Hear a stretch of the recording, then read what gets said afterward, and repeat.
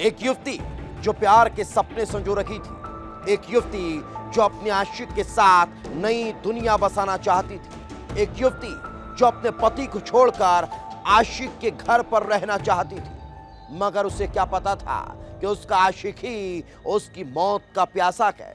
उस आशिक ने उस प्रेमिका की जघन्य हत्या को अंजाम दे दिया। न सिर्फ उसकी हत्या की, बल्कि उसके 7 टुकड़े कर शव को कुएं में फेंक दिया। आखिर कौन था ये दरिंदा जिसने अपनी ही प्रेमिका की इतनी जघन्य वारदात के बाद हत्या कर दी? इस रिपोर्ट में देख लीजिए। कार में बेरहमी से किया कत्ल, टुकड़े कर लाश को यहां वहां फेंका, कुएं में बेला धड़, नदी में सिर और पैर। आशिक ने किए मोहब्बत के 7 टुकड़े।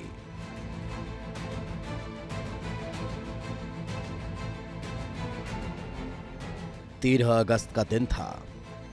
झांसी के किशोरपुरा गांव में बारिश हो रही थी। कुएं लबालब हो चुके थे, पानी ऊपर आ चुका था। तभी एक कुएं से पानी के साथ एक बोरी भी बाहर आती है। गांव में हलचल मच जाती है, गांव वाले जमा हो जाते हैं और अब बारी आती है बोरी को खोलने की। और जब बोरी खुलती है तो उसके अंदर से निकलती है एक लाश। ये जितना हैरान करने वाला था, उससे कहीं ज्यादा चौंकाने वाली बात यह थी कि लाश के सिर, पैर और हाथ गायब थे। पुलिस को सूचना दी जाती है। लाश के बाकी हिस्से की तलाश के लिए कुएं को खाली किया जाता है, जहां से एक और बोरी मिलती है और इस बोरी में हाथ थे, लेकिन सिर और पैर का अभी तक कोई पता नहीं था। काशीपुरा गांव के यहाँ एक घनी मतलब जंगल में कुएं में कुछ शव के टुकड़े मिले थे, अलग अलग बोरियों में डाला हुआ। इसको तत्काल बहुत गंभीरता से लेते हुए करीब 8 टीमों का हम लोगों ने गठन किया है। उसके अलावा 10 और टीम को गठन करके अलग अलग गाँव में चेकिंग कराया गया कि ऐसा कोई महिला तो नहीं है जो मिसिंग है उसी उम्र की, क्योंकि ये बहुत ही ब्लाइंड मर्डर था और सनसनी केस भी था। पुलिस के सामने सवाल था कि आखिर ये लाश किसकी है। बिना सिर के पहचान करना मुश्किल था, लेकिन पुलिस हर कोशिश में जुट चुकी थी। आसपास के इलाकों में सूचना दी गई, पोस्टर लगवाए गए। इसी दौरान एक व्यक्ति पुलिस से संपर्क करता है और बताता है कि ये लाश उसकी बहन रचना यादव की है। मध्य प्रदेश के टीकमगढ़ की रहने वाली रचना बीते 4 दिन से गायब थी। तो इसी को इतने ही गंभीरता से लेते हुए हमारे एसपी आर्य, सीओ मौरानीपुर, एसओ तोड़ी फतेहपुर और स्वाट टीम के सकुशल नेतृत्व में आज इसका खुलासा हो गया है।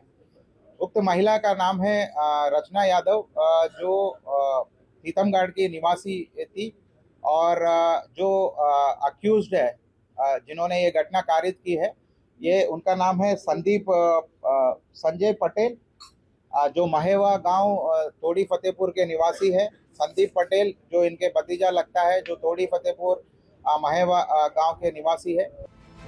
अब पुलिस के सामने सवाल यही था कि लाश के बाकी टुकड़े कहां हैं। आखिर वो कौन है जिसने रचना यादव को मौत के घाट उतार दिया। पुलिस की 8 टीमें इस अंधे कत्ल का पर्दाफाश करने में जुटी थी। तभी जिन बोरियों में लाश को भरा गया था, उनसे ऐसा सुराग मिलता है कि हत्यारे आसपास के रहने वाले हैं।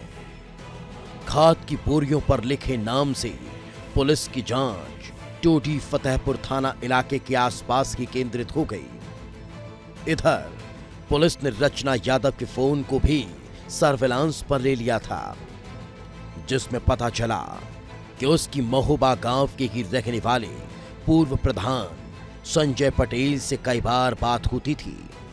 पुलिस संजय तक पहुंचती है और जो खुलासा होता है वो हैरान करने वाला था, क्योंकि हत्यारा संजय पटेल ही निकला, जिसने अपने 2 साथियों के साथ मिलकर रचना यादव को मौत के घाट उतार दिया था। संबंध में जो निजी संबंधों में जो तनाव आया है, बाद में शादी करने हेतु वगैरह जो महिला उनको दबाव बना रही थी, पैसे की संबंध में कुछ तनाव थी, उसी में इन्होंने षड्यंत्र रचाया और तीनों ने उस महिला को मार भी दिया और इस घटना का अंजाम दिया। अब सवाल यही था कि आखिर पूर्व प्रधान संजय पटेल ने ऐसा क्यों किया। पूछताछ शुरू हो चुकी थी और संजय ने जो कहानी बताई वो हैरान कर रही थी, जिसकी शुरुआत कुछ सालों पहले होती है। टीकमगढ़ की रहने वाली रचना अपने पहले पति को छोड़कर झांसी के महेबा गांव के शिवराज यादव के साथ रहने लगी थी। लेकिन कुछ दिनों बाद रचना ने शिवराज के परिवार के खिलाफ मुकदमा दर्ज करा दिया और इसी सिलसिले में रचना यादव की मुलाकात होती है गांव के तत्कालीन प्रधान संजय पटेल से। संजय पटेल उसकी मदद करता है, कोर्ट में रचना के मामलों की पैरवी करवाता है और इसी दौरान रचना और संजय पटेल एक दूसरे के नजदीक आ जाते हैं। रचना और संजय एक दूसरे को चाहने लगे थे। रचना अब संजय पटेल के साथ नई जिंदगी शुरू करने के ख्वाब देखने लगी, लेकिन संजय तो सिर्फ उसकी मदद करने का फायदा उठा रहा था। रचना ने धीरे धीरे संजय पटेल पर शादी करने का दबाव बनाना शुरू कर दिया, लेकिन संजय के लिए यह आसान नहीं था। वो शादीशुदा था, उसे अपनी शादीशुदा जिंदगी और इज्जत जाने का डर सताने लगा। फिर क्या था, उसने ऐसी खौफनाक साजिश रची कि हर कोई हैरान रह गया। 9 अगस्त के दिन संजय अपनी कार से रचना को घुमाने के बहाने बाहर लेकर जाता है। कार में उसका साथी दीपक अहिरवार और भतीजा संदीप भी मौजूद था, जिन्होंने मौका देखते ही लहचुरा के पास उसकी गला घोंटकर हत्या कर दी। लाश कार में पड़ी थी। संजय और उसके साथी लाश को लहचुरा डैम में फेंकने की कोशिश में थे, लेकिन मौका नहीं मिला, जिसके बाद किशोरपुरा गांव पहुंचे, जहां एक सुनसान जगह पर कुएं में लाश फेंकने का फैसला कर लिया। दीपक अहिरवार फरसा पहले से ही अपने साथ लाया था। कुएं के पास बैठकर लाश के 7 टुकड़े किए, कुछ टुकड़ों को कुएं में फेंका। पहचान और मामला छिपाने के लिए सिर और पैर को 7 किलोमीटर दूर जाकर एक नदी में फेंक दिया।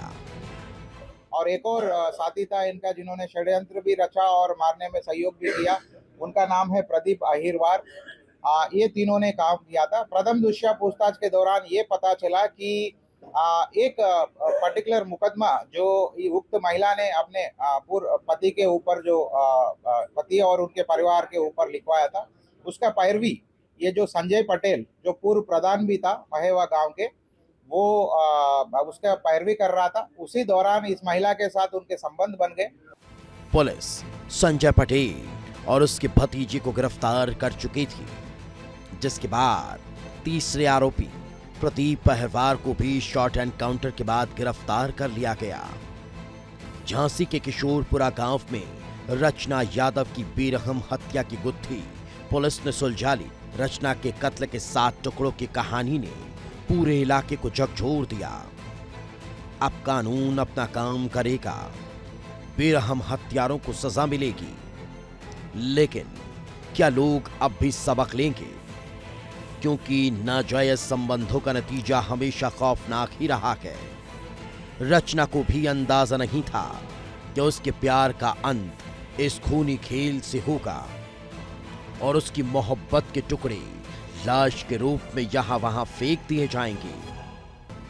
ब्यूरो रिपोर्ट, विस्तार न्यूज।